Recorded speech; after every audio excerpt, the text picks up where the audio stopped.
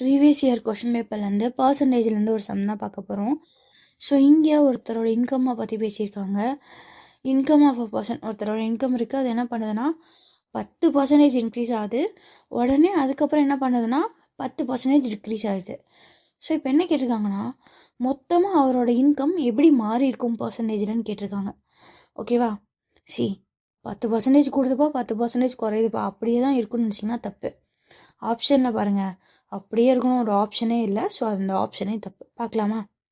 சரி, இந்த பர்சனோட இன்கம் எவ்வளோனே தெரியாது, அதை நான் எக்ஸ்ன்னு வச்சுக்கிறேன். ரைட்டா? ஃபஸ்ட்டு என்ன, 10% கூடுது, அப்போ இன்ட்டு 110/100. அடுத்து என்ன, 10% குறையுது, அப்போ இன்ட்டு 90/100. எப்போவுமே பர்சன்டேஜ் வந்து இன்க்ரீஸ் ஆயிடுச்சுன்னா 100ஓட ஆட் பண்ணணும். ஸோ இன்க்ரீஸ்டு பை 10, அப்போ 100 + 10 110. டிக்ரீஸ்னா 100லேருந்து மைனஸ் பண்ணணும், அப்போ 100 - 10 90%. ஓகேவா? ஓகே, சரி, இப்போ நான் என்ன கண்டுபிடிக்கணும், இந்த இன்கம் எப்படி மாறி இருக்குன்றதையும் பர்சன்டேஜில் தான் கண்டுபிடிக்கணும். ஸோ டிவைடு பை இவரோட இன்கம் என்ன, எக்ஸு இன்ட்டு 100 போட்டேன்னா எனக்கு பர்சன்டேஜ் கிடச்சிடும். பண்ணலாமா? எக்ஸு கேன்சல் ஆகிடும், 100 கேன்சல் ஆகிடும், 0 0 0 0 கேன்சல்.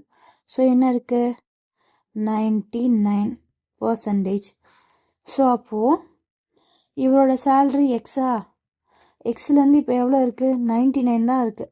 அப்போ என்ன ஆயிருக்கு, 1% ரிடியூஸ் ஆயிருக்கு. அப்போ ரிடியூஸ்டு பை 1%. ஓகேவா? ஸோ அவ்வளோதான் இந்த சம்.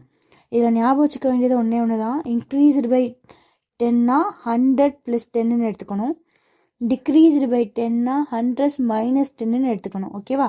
அவ்வளோதான் இந்த